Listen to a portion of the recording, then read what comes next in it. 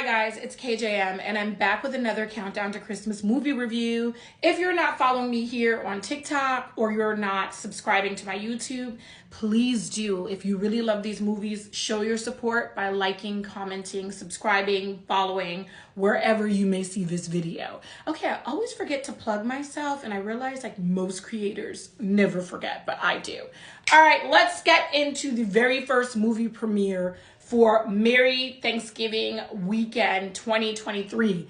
Catch Me If You Claus, starring Italia Ricci and Luke McFarlane. Now, let me just tell you this. When I watched The Magic Christmas Village last year with Allison Sweeney and Luke McFarlane, I really thought Luke was just done with Hallmark. In that movie, he seemed uncomfortable. He just seemed like he was tired, and there wasn't a lot of chemistry. To see Luke back on Hallmark, we saw him in Notes of Autumn, where he did a wonderful performance. And baby, Catch Me If You Claus, I loved every minute of it. Now, I know not everybody loved it because it was very different than most Hallmark movies, but I can tell you this, from what I've recently learned during Merry Thanksgiving Weekend, Hallmark is going to have some traditional movies that will tug at your hearts, like over on Miracles of Christmas. And then they're going to give you some out-of-the-box movies too. Because especially the new Hallmark, they're really trying to push you to the edge and get your imagination going. I personally loved Catch Me If You Claus. I thought Italia and Luke delivered theater, baby. Theater. And not everybody would agree, but Luke, if you're watching this, I think this was one of your best movies ever because you gave me some things for Christmas that I didn't even know I needed watching this movie. And don't tell anyone, but I think you being tied up and playing Santa Claus's son on his first run to deliver, his first Christmas to deliver gifts to boys and girls, baby, that you being tied up, that was sexier than them Andrew Walker kisses.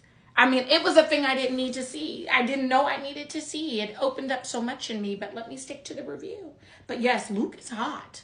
Luke is hot, baby. And he was showing us that not only is he hot, but he's got range in his acting. Okay, let me get into the premise of this movie. This movie is actually a little confusing. It starts off with Avery working for...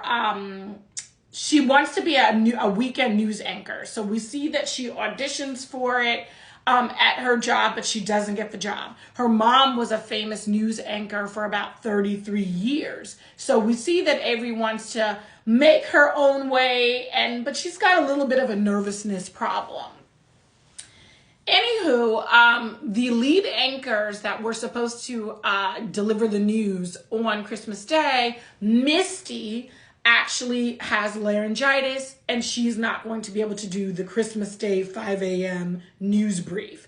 So Avery lands into this thing. It's Christmas Eve. She has to get up and be at the studio at least by 4:30 in the morning to be on by 5 a.m. and to show that she deserves to have that weekend anchor spot. Now, it's so important to know that this movie all takes place on Christmas Eve, and that's what makes it so magical.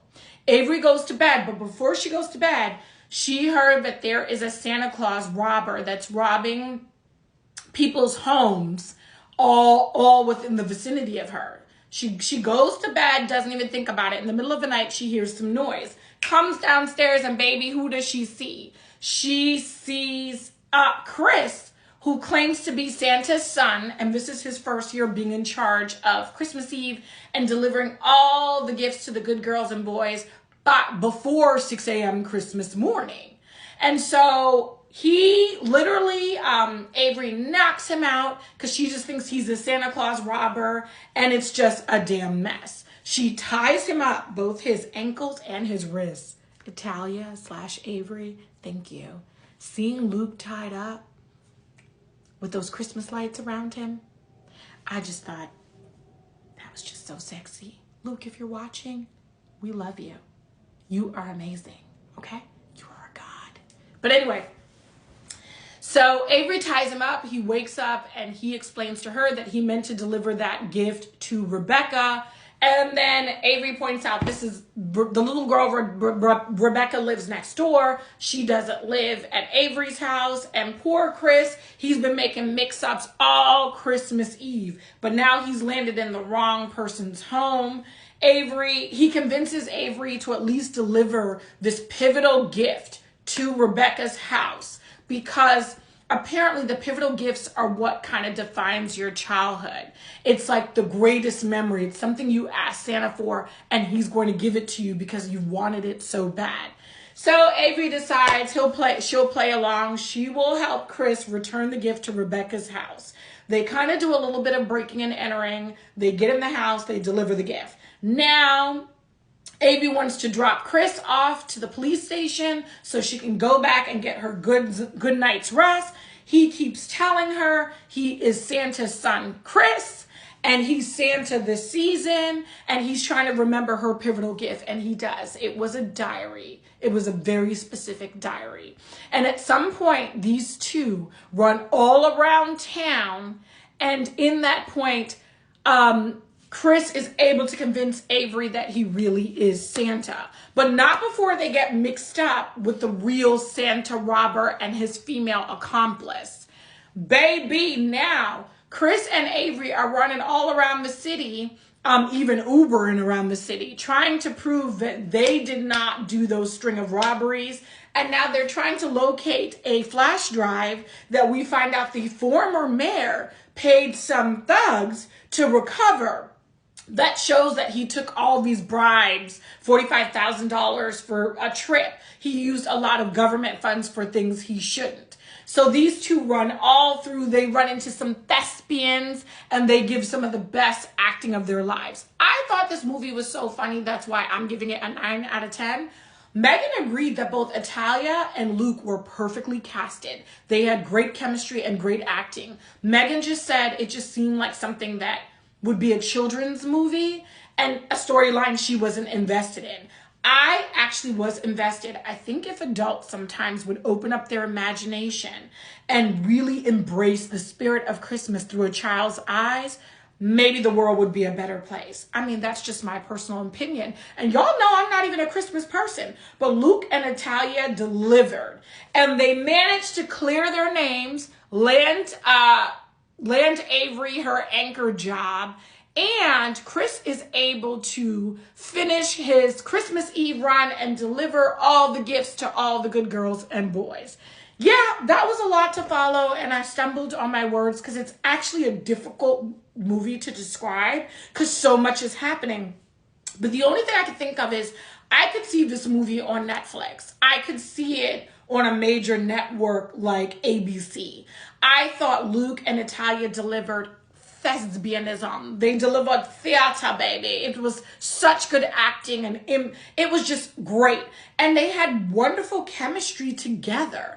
This is not Luke being uncomfortable. This is Luke actually delivering and showing that he has range as an actor. And I thought Italia was just adorable and beautiful in this story. And guess what? Chris and Avery end up together. They save Christmas, and they save the neighborhood from the Santa robber and the bad politician that was out here stealing money, honey. Baby, I'm giving Catch Me If You Claus a 9 out of 10. I liked it. Even if you are not the person that's into fantasy / romance, I would still say if you have children, this is worth watching it with them. There are some long kiss scenes between Luke and Italia, but at the same time, it's because they're undercover and they're trying to clear their name before Christmas morning. And I just think it's wonderful that once again, another movie takes place in a very short span of time, kind of like the Santa Summit.